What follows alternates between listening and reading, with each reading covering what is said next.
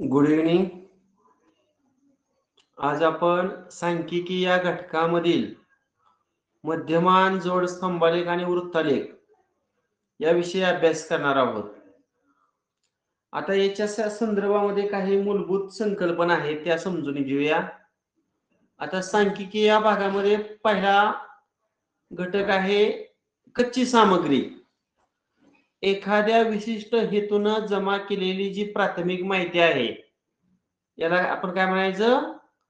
कच्ची सामग्री असं म्हणायचं. उदाहरणार्थ, इयत्ता 8वीच्या तुमच्या वर्गातील गणितातील हुशार विद्यार्थी तुम्हाला शोधायचे. मग काय करावं लागेल? तुम्हाला एखादी परीक्षा घ्यावी लागेल 20 गुणांची, आणि त्या 20 गुणांपैकी सर्वात जास्त कोणत्या विद्यार्थ्याला गुण मिळालं तो सर्वात हुशार विद्यार्थी. म्हणजे आपला हेतू काय आहे? तर वर्गातील गणितातील हुशार विद्यार्थी शोधणे हा आपला हेतू आहे. यासाठी आपल्याला एक 20 गुणांची चाचणी घ्यावी लागली आणि ती चेक करायला लागली, आणि प्रत्येक जी गुण आहेत विद्यार्थ्यांना मिळालेलं ही प्राथमिक माहिती आहे. आणि हे प्रत्येक विद्यार्थ्याला पडलेले जे गुण आहेत याला आपण काय म्हणतो? कच्ची सामग्री असं म्हणतो सांख्यिकी भाषेमध्ये. त्यानंतर पुढे आहे प्राप्तांक, त्याला इंग्रजीमध्ये स्कोर म्हणतात. सांख्यिक माहितीमधील प्रत्येक संख्येला प्राप्तांक असं म्हणतात. मग सांगितलं का नाही? जे गुण आहेत प्रत्येक विद्यार्थ्याला गणित विषयामध्ये पडलेलं त्या गुणालाच आपण या ठिकाणी प्राप्तांक म्हणणार आहोत. किंवा विद्यार्थ्यांची वय असतील, विद्यार्थ्यांची वजन असतील, विद्यार्थ्यांची उंची असेल, किंवा अनेक शहरांमध्ये पडलेला पाऊस असेल, हे जे आपण अंक गोळा करतो, ही जी सांख्यिक स्वरूपामध्ये माहिती गोळा करतो, त्या प्रत्येक संख्येला काय म्हणायचं? प्राप्तांक असं म्हणायचं. त्यानंतर वारंवारता, फ्रिक्वेन्सी. एखाद्या सामग्रीमध्ये एखादा अंक किती वेळा आलेला आहे हे दर्शवणारी संख्या म्हणजे वारंवारता होय. एक उदाहरण आपण घेऊया. समजा वर्गामध्ये 20 विद्यार्थी आहेत आणि 20 विद्यार्थ्यांना 20 पैकी पडलेले गुण आपण जर विचारात घेतलं, समजा एका विद्यार्थ्याला 15 गुण पडले, दुसऱ्या विद्यार्थ्याला 16 गुण पडले, तिसऱ्या विद्यार्थ्याला 15 गुण पडले, चौथ्या विद्यार्थ्याला पण 15 गुण पडले, पाचव्या विद्यार्थ्याला 16 गुण पडले. मग 15 ही संख्या किती वेळा आलेली आहे? इथं 3 वेळा. म्हणजे 15 या संख्येची वारंवारता 3. 16 ही संख्या किती वेळा आलेली आहे? 2 वेळा आलेली आहे. म्हणजे 16 या म्हणजे एखादा अंक किती वेळा आलेला आहे या दर्शवणाऱ्या संख्येला वारंवारता म्हणतात. आणि वारंवारतेला आपण फ्रिक्वेन्सी म्हणतो. आता आपण सामग्रीमध्ये वारंवारतेला FI अक्षर वापरणार आहे, आणि जो प्राप्तांक आहे त्याला XI ही चिन्ह वापरणार आहोत. ते आपण नंतर पाहूया. त्यानंतर मध्यमान म्हणजे काय? मध्यमानालाच आपण इंग्रजीमध्ये मीन म्हणतो, MEAN, मीन. जी सांख्यिक सामग्री आहे, जो स्टॅटिस्टिकल डाटा आहे, याच्यामध्ये जो स्कोर आहे, जो प्राप्तांक आहे, या प्राप्तांकाचा जो एव्हरेज आहे, जी सरासरी आहे, त्याला मध्यमान असं म्हणायचं. सांख्यिकी भाषेमध्ये सरासरीलाच मध्यमान असं म्हटलं जातं. आता सगळ्यांनी हे सूत्र लिहून घ्या. हे मी जे सांगतो तेवढं फक्त लिहा. हे IMP आहे, हे 3 नंबरचं. सर्वांनी सूत्र लिहून घ्या. मध्यमान बरोबर सर्व प्राप्तांकांची बेरीज भागिले एकूण प्राप्तांक. हे सूत्र अतिशय महत्वाचं आहे. मध्यमान बरोबर सर्व प्राप्तांकांची बेरीज भागिले एकूण प्राप्तांक. लिहिलं का? आता मध्यमानाला या ठिकाणी एक्स बार म्हणतात, ते पण लिहून घ्या. म्हणजे एक्स बार, एक्सच्या डोक्यावर आडवी रेघ काढायची, त्याला आपण मध्यमान म्हणतो. सर्व प्राप्तांक, समजा पहिला प्राप्तांक x1 आहे, दुसरा प्राप्तांक x2 आहे, तिसरा प्राप्तांक x3 आहे. समजा याच्यामध्ये एकूण n संख्या असतील तर शेवटचा प्राप्तांक xn असेल. n प्राप्तांक आहेत आणि एकूण प्राप्तांक किती आहेत? n आहेत, म्हणून त्याला n न भागायचं. हे पण सूत्र लिहून घ्या. x बार म्हणजे मध्य बरोबर x1 अधिक x2 अधिक x3 अधिक डॅश डॅश डॅश अधिक xn भागिले n, किंवा बेरीज असल्यामुळे बेरजेला असं सिंबल आहे बघा, सम x आहे आणि भागिले n, असं पण तुम्ही सूत्र लिहू शकता. समेशन xi म्हणजे xi पदांची बेरीज भागिले प्राप्तांकांची संख्या. ठीक आहे. त्यानंतर अवर्गीकृत सांख्यिक सामग्रीचा मध्य. प्राप्तांकाची संख्या जर जास्त असेल तर वारंवारता सारणी तयार करून मध्यमान काढतात. प्राप्तांकाची संख्या जर जास्त असेल तर वारंवारता सारणी तयार करून मध्यमान काढतात. आता अवर्गीकृत सांख्यिक सामग्रीचा मध्य काढण्याचे सूत्र हे पण लिहून घ्या. दिलेल्या सामग्रीचा मध्य बरोबर सर्व नोंदींची बेरीज छेद एकूण नोंदी, म्हणजे सम ऑफ fi भागिले n. समला असं सिम्बॉल पण करू शकता, सम ऑफ fi डॉट xi म्हणजे fi गुणिले xi आणि भागिले n, आणि मध्यला x बार सुद्धा म्हणतात. अतिशय महत्वाचं हे सूत्र आहे, लिहून घ्या. x बार बरोबर सम ऑफ fi गुणिले xi भागिले n. x बार बरोबर सम ऑफ fi xi भागिले n. झालं का लिहून? अवर्गीकृत सांख्यिक सामग्रीचा मध्य सर्व नोंदींची बेरीज भागिले एकूण नोंदी, सम ऑफ fi xi भागिले n, sum of fi xi भागिले n. ठीक आहे. आता अजून आपल्याला मध्यमानाबरोबर जोड स्तंभालेख पाहायचा आहे. वेगवेगळी माहिती दर्शवणारे व परस्परांना जोडणारे स्तंभालेख म्हणजे जोड स्तंभालेख. जोड स्तंभालेखामध्ये दोन जोड स्तंभालेखामधील अंतर शक्यतो समान असावे. एकाच प्रकारच्या दोन भिन्न घटकांमधील तुलनात्मक अभ्यास करण्यासाठी या जोड स्तंभालेखाचा उपयोग होतो. आणि अजून एक घटक पाहायचा आहे वृत्तालेख, त्याला आपण इंग्रजीमध्ये पाय डायग्राम असं म्हणतो. काय म्हणतो? पाय, PIE, पाय डायग्राम. डायग्राम म्हणजे आकृती, आलेख. पाय डायग्राम असं म्हणतो. वर्तुळाकार सांख्यिकी आलेख म्हणजे वृत्तालेख. वर्तुळामध्ये काढलेला जो आलेख आहे याला वृत्तालेख असं म्हटलं जातं. यामध्ये सांख्यिकी माहिती प्रमाणात काढलेल्या पाकळ्याद्वारे दर्शवली जाते. आता इथं बघा पाकळी दिसते का तुम्हाला? इथे त्या वर्तुळामध्ये काय दिसते? पाकळी दिसते. पहा, वृत्तालेखाच्या आकृतीत घटक किंवा बाबी या योग्य त्रिज्यांच्या सहाय्याने बनवलेल्या वर्तुळ पाकळ्याने दर्शवतात. वृत्तालेखामध्ये केंद्रीय कोन व वर्तुळ पाकळी या संज्ञा वापरतात. आता AOB हा काय आहे? केंद्रीय कोन आहे. कोण सांगेल मला केंद्रीय कोन कशाला म्हणायचं? कोन AOB हा केंद्रीय कोन आहे. मग केंद्रीय कोन कशाला म्हणायचं? बोला. ज्या कोणाचा शिरोबिंदू हा त्या वर्तुळाचा केंद्रबिंदू असतो त्या कोणाला केंद्रीय कोन म्हणतात. AOB या कोणाचा शिरोबिंदू कुठला? O, आणि O हा त्या वर्तुळाचा काय आहे? केंद्रबिंदू आहे. म्हणून या कोणाला केंद्रीय कोन असं म्हटलं जातं.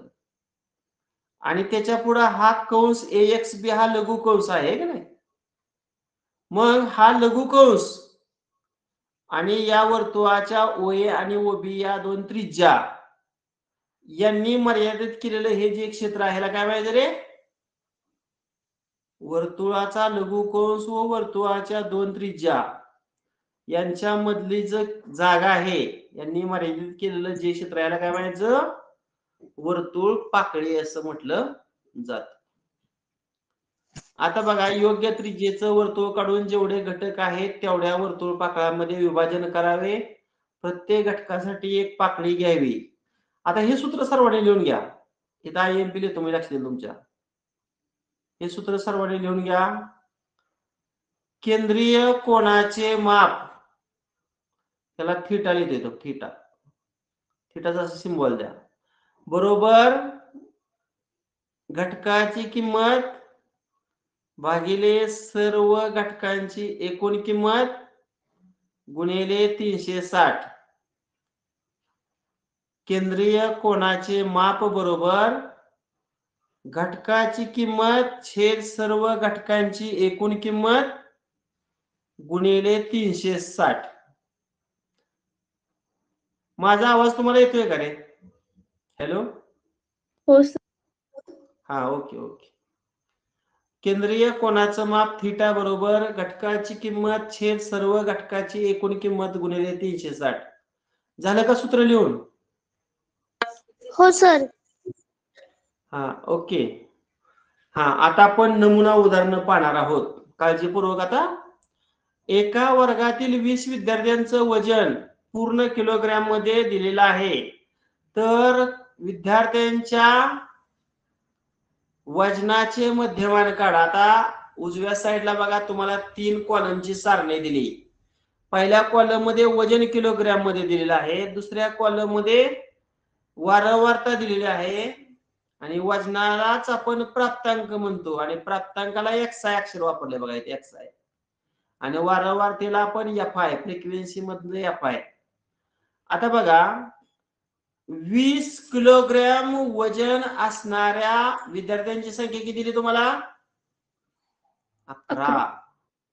म्हणजे ज्या मुलांचं वजन 20 किलोग्रॅम आहे असे किती विद्यार्थी आहेत? 11. 11 ही FI ची किंमत आहे आणि 20 ही XI ची किंमत आहे. आता शेवटचा कॉलम कसला आहे? FI गुणिले XI. करा गुणाकार. FI ची किंमत 11 आणि गुणिले XI ची किंमत 20. 11 आणि 20 चा गुणाकार करा. 220. बरोबर, 220. त्यानंतर दुसऱ्या आडव्या रो मध्ये पहा, FI ची किंमत 8 आहे आणि XI ची किंमत 21 आहे. करा गुणाकार. 21 आणि 8 चा गुणाकार 8 आणि 8 दोन्ही 16. 168. बरोबर. आणि तिसऱ्या आडव्या रो मध्ये FI ची किंमत 1 आहे आणि XI ची किंमत 22. करा हे गुणाकार. बरोबर, 22. आता मी पुढे काय करणार आहे बघा, FI ची जी बेरीज आहे त्याला आपण कॅपिटल N म्हणणार आहे. टोटल फ्रिक्वेन्सी, एकूण वारंवारता. करा बेरीज. 11 अधिक 8 अधिक 1. 11 8 19 आणि 19 ने किती? 20. म्हणजे एकूण वारंवारता किती आली? 20. आता FI XI ची बेरीज करू. बेरजेला हे सिंबल यायचं, सम ऑफ FI XI. म्हणजे शेवटच्या कॉलम मधील तिन्ही संख्यांची आपण इथे बेरीज करणार आहे. चला, 8 आणि 2 10, हाताला 1, 2 आणि 1 3, 7 3 11, हाताला 1, 1 आणि 1 2, 2 आणि 2 4. 410. 410.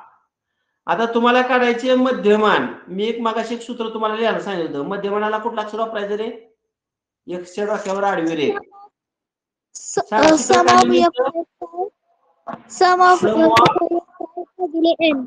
FI गुणिले XI आणि भागिले काय? N. मग FI XI ची बेरीज किती आली आपली? 410. 410.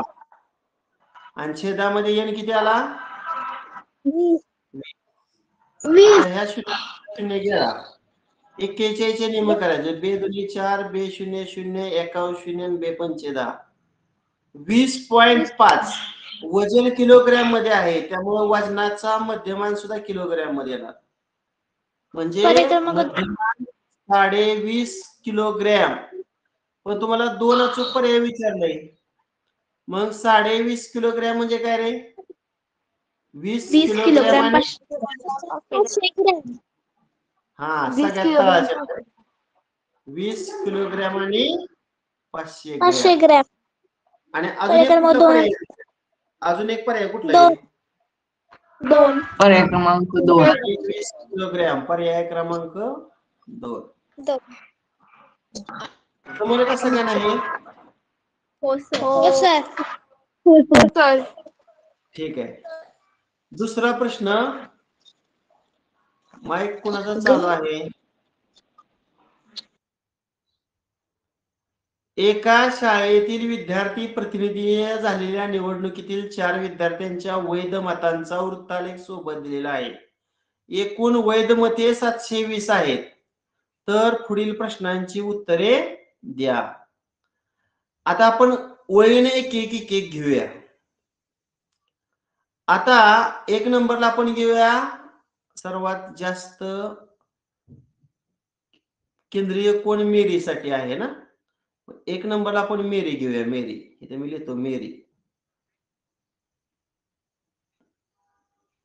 मगाशी एक तुम्हाला मी सूत्र लिहायला सांगितलं होतं. केंद्रीय कोणाचं माप थीटा बरोबर घटकाची किंमत भागिले सर्व घटकांची एकूण किंमत गुणिले 360. लिहिलं ना मगाशी? केंद्रीय कोणाचे माप बरोबर घटकाची किंमत भागिले सर्व घटकाची एकूण किंमत गुणिले 360.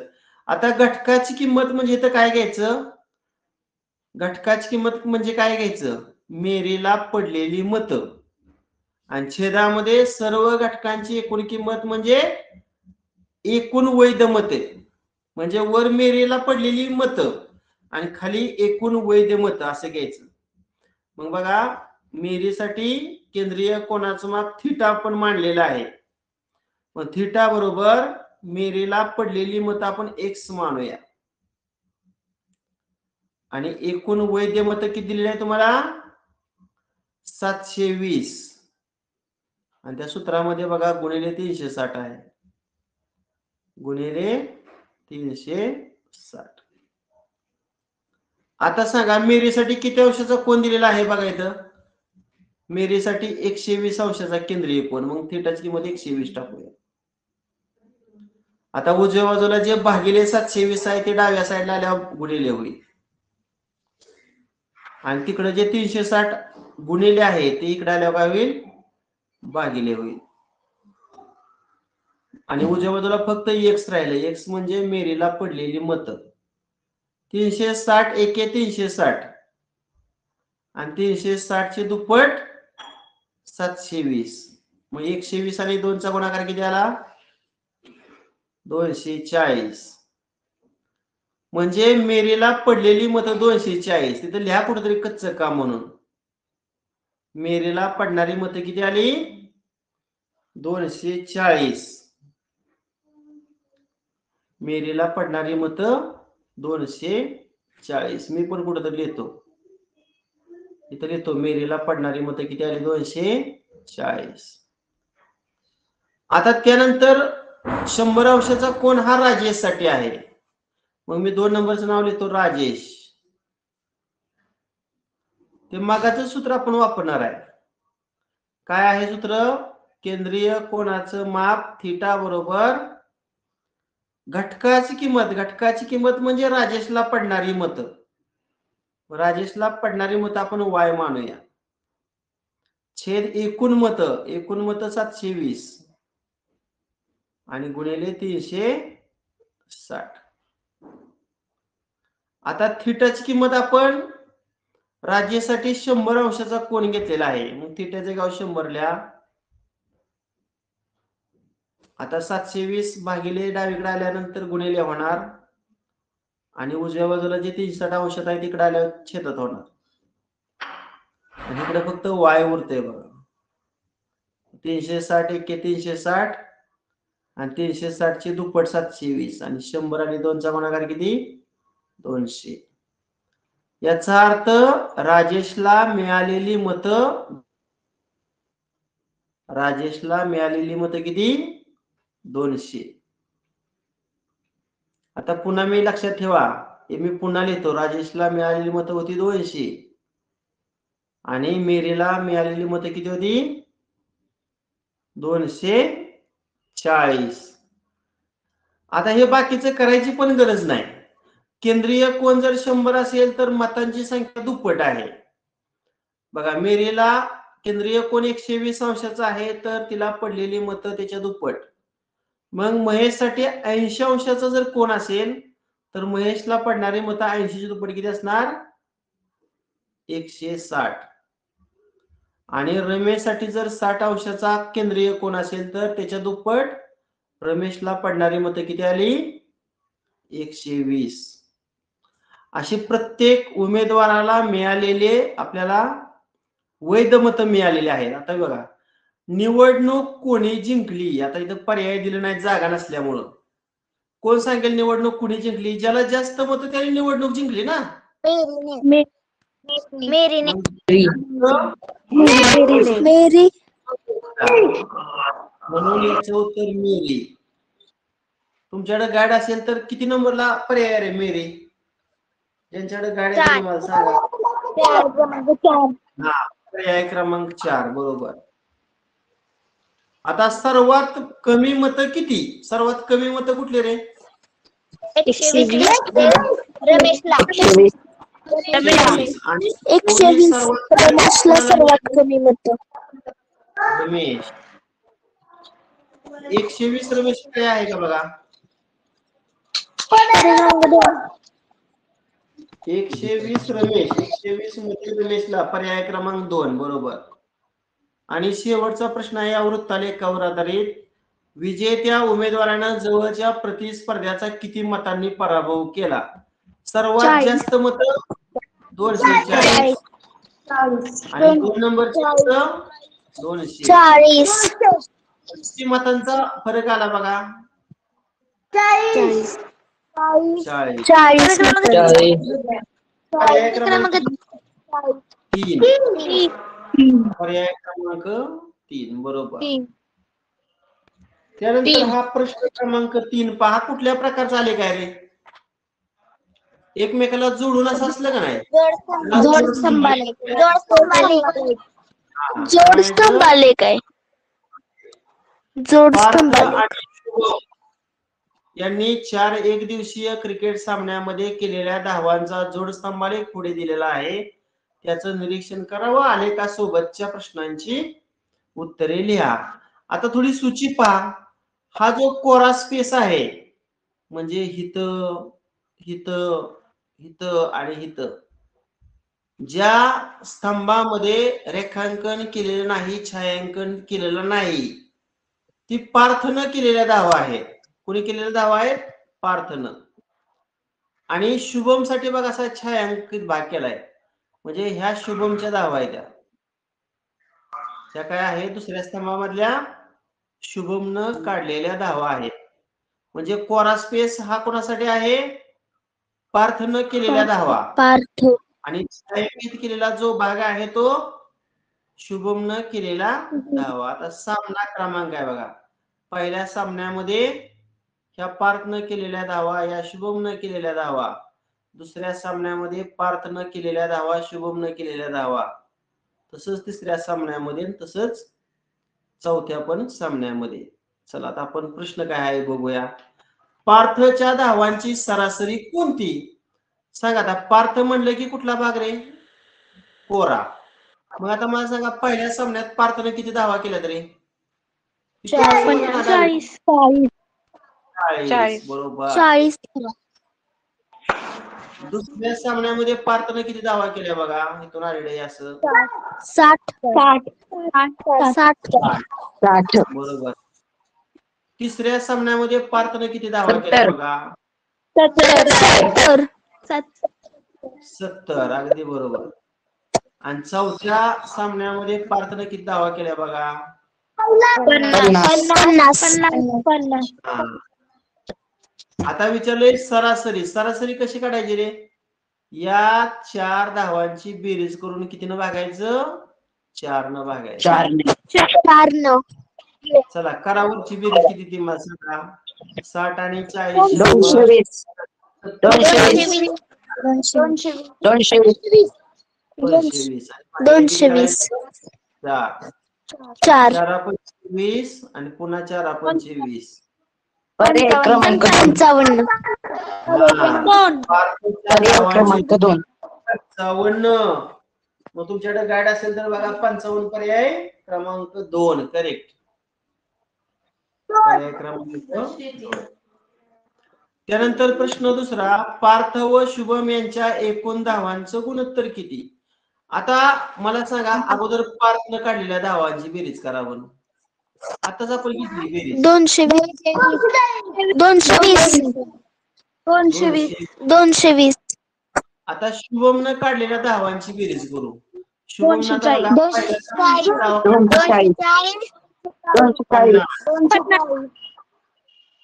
दुसऱ्या सामन्यामध्ये धावा काढल्या बघा त्यानं 30 30.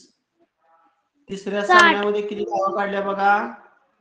60 60. आणि चौथ्या सामन्यामध्ये किती धावा काढल्या बघा? 100 100 बेरीज करा. 240 आता पार्थच्या धावा 220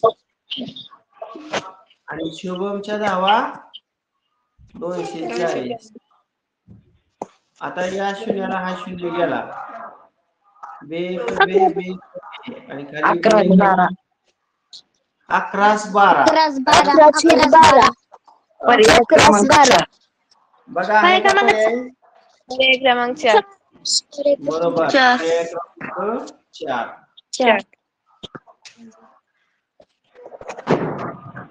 हा आता तोच आहे मी घेतला होता. आता शेवटचा प्रश्न बघा, जर 5 8 7 के 4 1 8 या किमतीचा मध्य 5 आहे तर के ची किंमत काढा.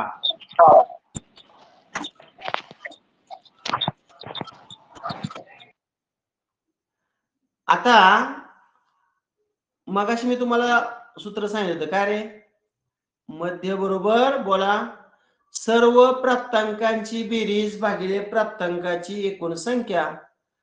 प्राप्तांक म्हणजे संख्या, मग सर्व प्राप्तांकाची बेरीज देतो मी अंशामध्ये. 5 अधिक 8 अधिक 7 अधिक के अधिक 4 अधिक 1 अधिक 8. बघा एकूण प्राप्तांक 7 आहेत. 1 2 3 4 5 6 7. आता प्राप्तांकांची बेरीज आणि प्राप्तांकांची संख्या मोजा. एकूण 7 संख्या आहेत ना, म्हणून 7 न भागलं. आता तुम्हाला मध्य 5 दिलाय म्हणजे डाव्या बाजूची किंमत 5 दिली. आता बघा 5 आणि 8 13 13 आणि 7 20 20 आणि 4 24 24 आणि 1 25 25 आणि 8 33 ती बेरीज. आणि अंशामध्ये एक अननोन आहे तो के अधिक के आणि छेदामध्ये किती 7. आता इथं 5ला छेद नाही म्हणजे 1 आहे. आता 5 उजवीकडचं डावीकडे आल्यावर गुणिले होणार. उजवी बाजू आहे अशी राहणार अंशामध्ये 33 अधिक के. मग 5 7 35 33 अधिक के. आता उजव्या बाजूला फक्त के ठेवूया. मग 33 उजवीकडून डावीकडे आल्या वजा होणार. मग 35 वजा 33 किती 2. अशा पद्धतीनं इथे के लिहायचं माझं राहिले चुकून. तर के ची किंमत काढा. के ची किंमत किती आली 4. के ची किंमत 2 आली. पर्याय क्रमांक 4. ठीक आहे. आता बघा पुढचा प्रश्न, सुरेश व रमेश यांना सत्र परीक्षेत मराठी इंग्रजी विज्ञान व गणित या विषयामध्ये मिळालेले गुण सोबतच्या जोडस्तंभालेखात दाखवलेले आहेत. यावरून पुढील प्रश्नांची उत्तरे द्या. आता सुरेश साठी हा स्तंभ आहे डाव्या साईडचा. आणि उजव्या बाजूचा स्तंभ आहे तो असा छायांकित आहे, पण हा छायांकित भाग इथं दिसत नाही. लक्षात ठेवा, हा भाग छायांकित आहे असं समजूया आपण. इथं पण तसं छायांकन करतो. जोडीनं जे दोन स्तंभ आहेत त्यातला उजवीकडचा जो स्तंभ आहे तो असा छायांकित आहे. इथं सुद्धा उजवीकडचा असा स्तंभ काय दाखवूया, छायांकित दाखवूया. आणि इथं पण उजवीकडचा स्तंभ असा छायांकित दाखव. हा, आता प्रश्न बघू. रमेशचे चारही विषयातील एकूण गुण किती? आता रमेश कुठं आहे? सुरेश डाव्या साईडला आहे आणि रमेश उजव्या साईडला आहे. आता मला सांगा, उजव्या साईडचा जो स्तंभ आहे वाटतं इथून असं पुढे गेल्यावर 50वर येतोय. म्हणजे रमेशला मराठी विषयात किती गुण आहेत? 50. पुन्हा इंग्रजी विषयात बघा रमेशला किती गुण आहेत. इथून जर तुम्ही असं आडवं गेला तर मला वाटते 65 वर जाते. म्हणजे इंग्रजी विषयात रमेशला 65 गुण आहेत. त्यानंतर विज्ञान विषयातलं गुण इथून तुम्हाला असं जावं लागेल. वाय अक्षावर 80 संख्या मिळते, म्हणजे रमेशला विज्ञान विषयात 80 गुण आहेत. आणि शेवटी राहिला गणित. आता गणितचा उजव्या बाजूच्या स्तंभापासून जर आपण वाय अक्षावर गेलो तर 90 मिळते. 90. आता या सगळ्यांची बेरीज करूया. चला, 50 अधिक 65 अधिक 80 अधिक 90. आता या चार संख्यांची जर बेरीज केली तर ती 285 येते. 285. आणि तुम्ही गाड्यामध्ये बघा 285 म्हणजे पर्याय क्रमांक 2 आहे. पर्याय क्रमांक काय आहे? 2 आहे. आता दुसरा प्रश्न, दोघांच्या या 4 विषयातील एकूण गुणातील फरक किती? आता आपल्याला जसं आपण रमेशचं 285 गुण काढलं तसं सुरेशचं पण काढावं लागणार आहे. आपलं रमेशचं किती आलं? 285. आता सुरेशचं काढूया. सुरेश म्हणलं की डाव्या साईडला. आता इथं मला वाटते 70 आहे, इथं मला वाटते 80 आहे, पुन्हा इथं 85 आहे आणि शेवटी गणितामध्ये 80 आहे. आता यांची बेरीज करा. 70 आणि 80 150. 150 आणि 80 आणि 80 160. 160 आणि 150 210 आणि 5 215 येते. येते 315 ना? 150 हा 315 येते. 315 कोणाचे गुण आहेत? सुरेशचं 4 विषयातील गुण आणि रमेशचं 4 विषयातील गुण 285. मग यातला फरक काढा. 315 मधून 285 वजा करा. हा फरक येतोय 30चा. मग बघा 30 पर्याय क्रमांक 3 येते याचं उत्तर. पर्याय क्रमांक 3. आता पुढं रमेशला भाषा या विषयात एकूण किती गुण मिळाले? भाषा म्हणलं की त्यामध्ये 2 भाषा आहेत, एक मराठी आणि दुसरी इंग्रजी. मग रमेश म्हणलं की रमेश हा उजव्या साईडचा आहे, हा रमेश. इथं पण हा रमेश. मग मराठी विषयात रमेशला किती गुण आहेत बघा? 50 आहेत. आणि दुसरी भाषा इंग्रजी विषयात किती गुण आहेत बघा रमेशला? तर 65 आहेत. आता या दोघांची बेरीज करा. 115. म्हणजे रमेशला मराठी आणि इंग्रजी या 2 भाषा विषयात मिळून 115 गुण आहेत. म्हणजे पर्याय क्रमांक 2. पर्याय क्रमांक 2. प्रश्न 4. सुरेशला गणित या विषयात विज्ञान विषयापेक्षा किती गुण कमी मिळाले? सुरेश म्हटलं की डाव्या साईडचा हा सुरेश आहे. इथं हा सुरेश, इथं हा सुरेश, टिक केलेले सुरेश आहे. गणित, आता बघा हे 4 नंबरला गणित आहे. मग गणितामध्ये किती मार्क आहेत सुरेशला? 80 आहेत. 80. आणि विज्ञान विषयात किती गुण आहेत? खाली विज्ञान आहे. मग विज्ञान विषयामध्ये डावीकडचा सुरेश 85. मग ह्या दोघांची वजाबाकी करून बघूया. 85 मधून 80 वजा करा 5. म्हणजे गणित या विषयात विज्ञानापेक्षा 5 गुण कमी मिळाले. 5 गुण म्हणजे पर्याय क्रमांक 3. पर्याय क्रमांक 3.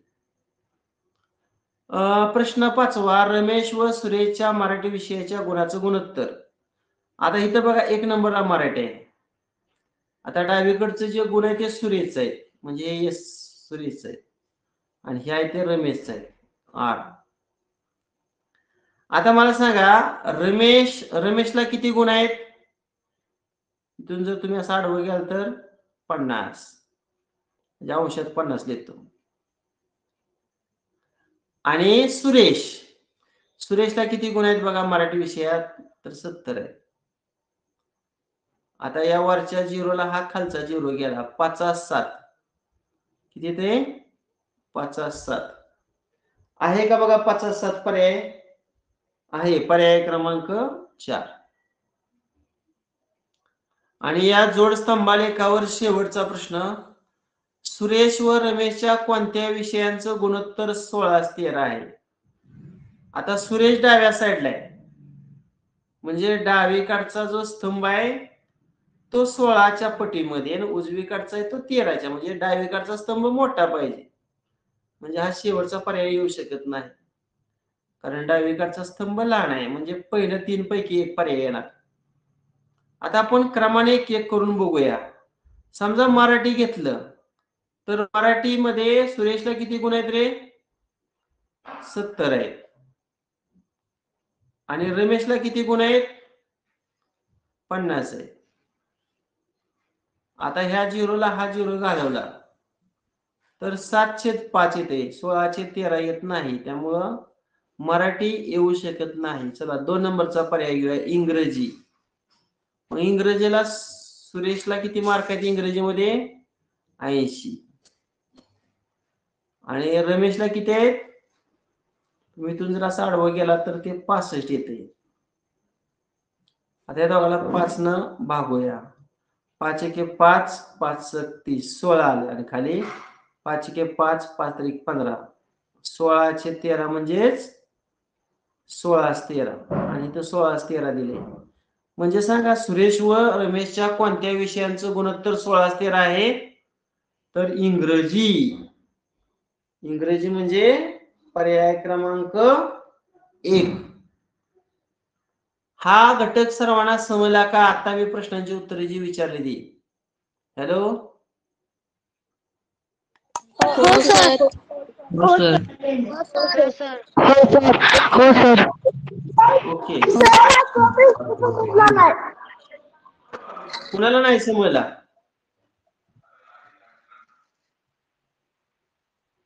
मला बरं, आता दुसरा प्रश्न ह्याच टाईपचा आहे, आता हे समजून घ्या. मग अशा आलेखामध्ये रेखांकन दिसत नव्हतं, आता हा आलेख घेतो बघा.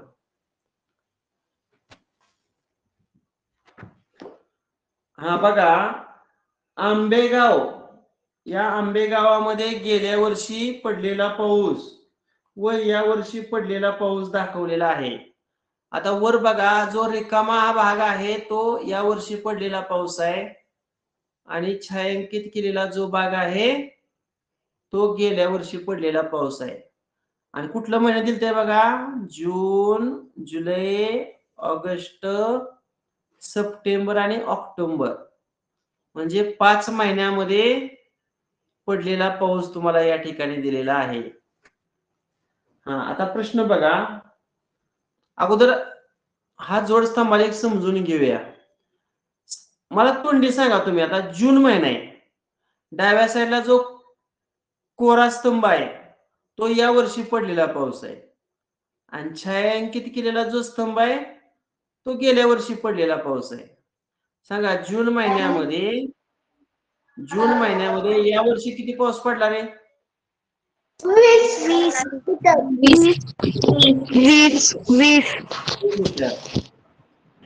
आणि जून महिन्यामध्ये गेल्या वर्षी किती पाऊस पडला होता? 25.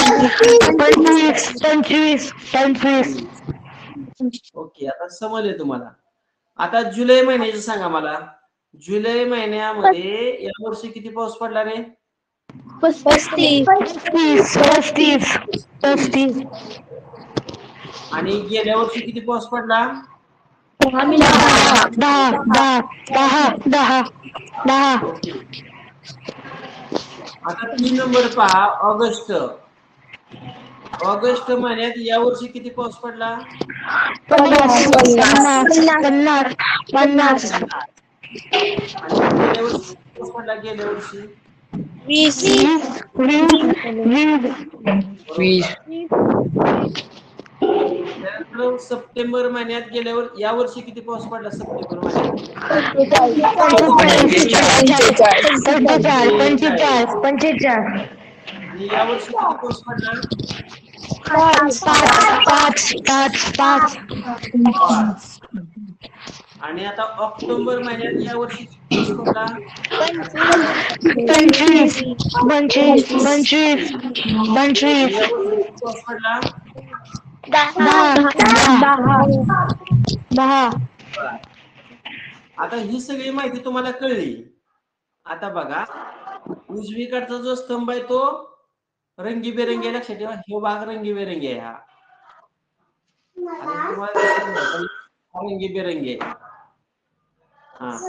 आता पहिला प्रश्न, आंबेगावात या वर्षी जून व जुलै या 2 महिन्यात किती मिलीमीटर पाऊस पडला?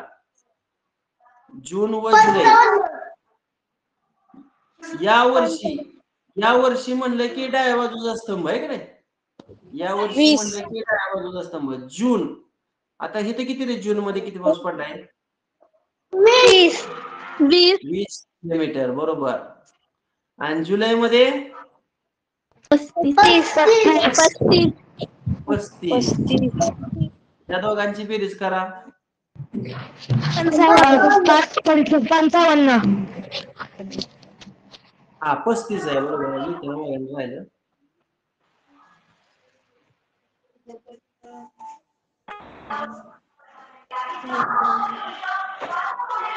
बघा, 20 आणि 35 किती आला?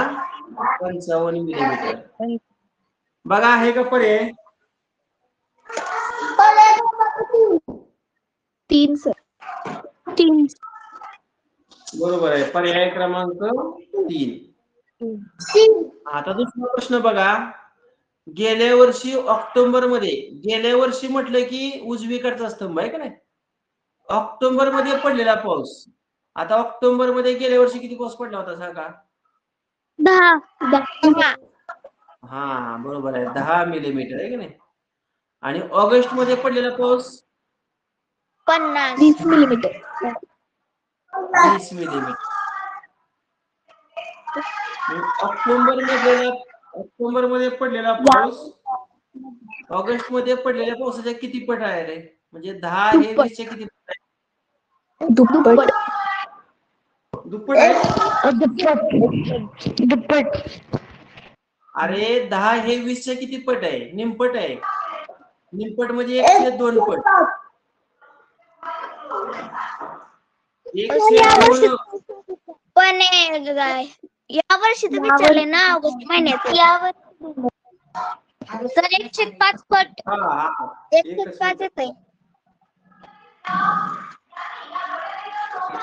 गेल्या वर्षी ऑक्टोबर मध्ये पडलेला पाऊस म्हणजे उजव्या बाजूचा स्तंभ 10. आणि या वर्षी ऑगस्ट मध्ये पडलेला पाऊस, हा बरोबर आहे ना, या वर्षी ऑगस्ट मध्ये पडलेला पाऊस 49. 49 आहे. मग 50 च्या किती पडणार? 105. पर्याय क्रमांक 2. पर्याय क्रमांक किती? 2. तू पण घेते का ऑनलाईन तास? अरे माईक बंद करा, तुम्ही चला. गेल्या वर्षी, या वर्षी जुलै.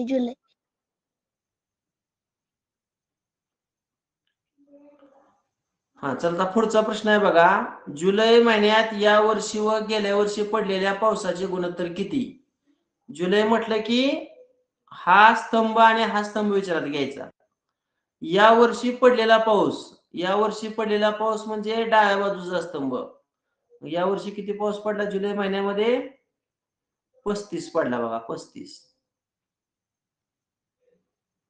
आणि गेल्या वर्षी पडलेला पाऊस म्हणजे उजव्या बाजूचा स्तंभ, तो 10 पडला, 10 मिली.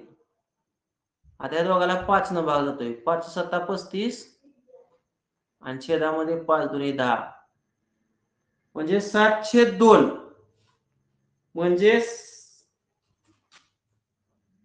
किती आलं? आता 7/2 हा पर्याय इथं तुम्हाला दिलेलाच नाही. मग इथं त्यांनी काय केले?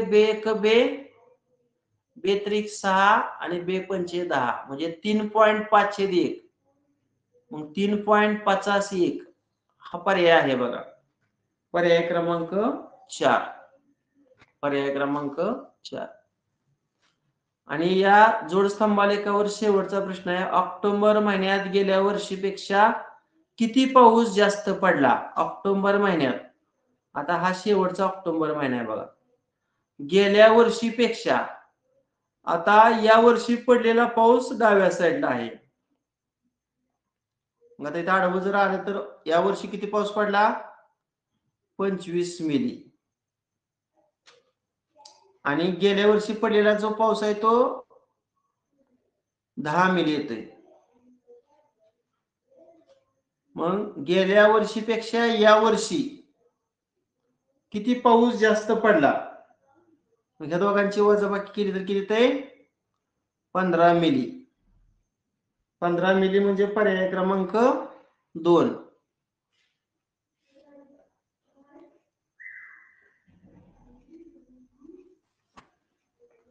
चला पुढचा प्रश्न. इयत्ता 8वीच्या ABCD या तुकड्यामधील मुले व मुली यांची पटसंख्या पुढील जोडस्तंभालेखाद्वारे दर्शवली आहे. त्याचं निरीक्षण करा व पुढील प्रश्न सोडवा. आता न रेखांकित केलेल्या भागामध्ये बॉयज आहेत आणि रेखांकित केलेल्या भागामध्ये गर्ल्स म्हणजे मुली आहेत. प्रमाण y अक्षावर 1 सेमी बरोबर 2 स्टुडंट्स घेतलेले आहेत. आता थोडा आलेख समजावून घेऊया. ए तुकडीमध्ये किती बॉयज आहेत रे? 30 बॉयज आहेत. आणि ए तुकडीमध्ये किती मुली आहेत? 20 आणि 30च्या दरम्यान आहे. म्हणजे साधारणतः 25 आपण घेऊया.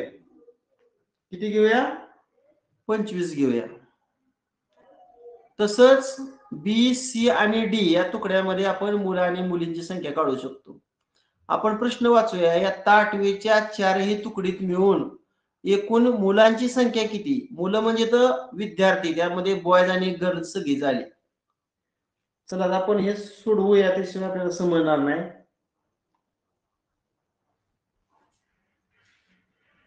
शेवटचा प्रश्न आहे पहा.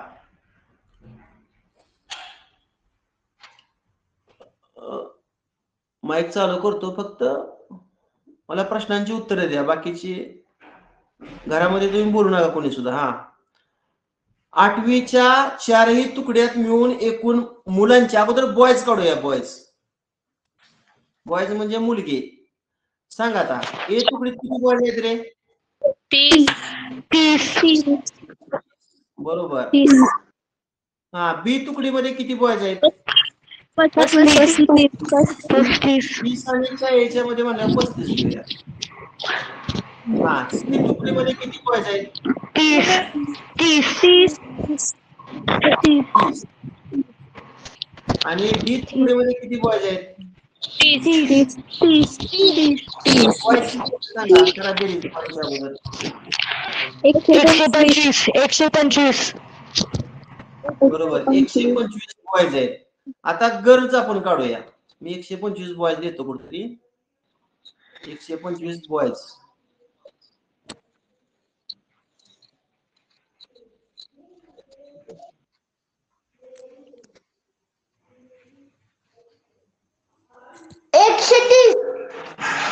मुली काढूया आता. सांगा ए तुकडीमध्ये किती मुली आहेत रे?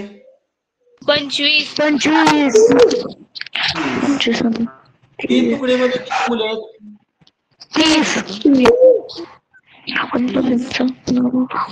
मध्ये किती मुली आहेत? 40. 40. आणि मध्ये किती मुले आहेत? 35. 5 आणि 5 10 1 4 आणि 4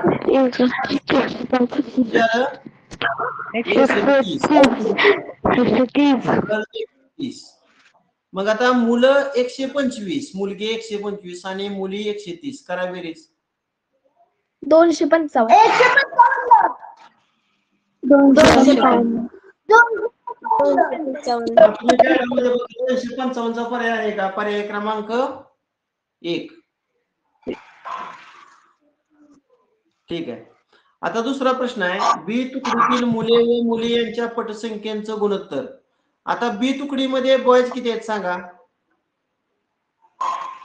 35. आणि मुली किती आहेत म्हटलं? 30. आता त्याला 5 न भागा.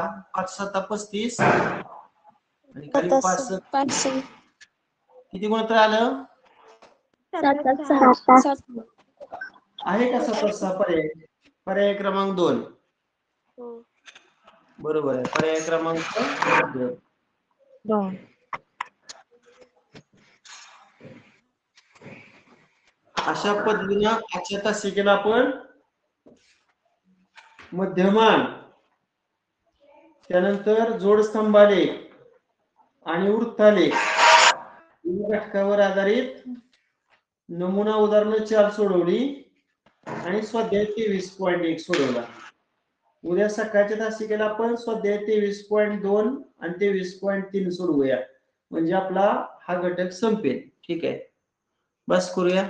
Okay, bye.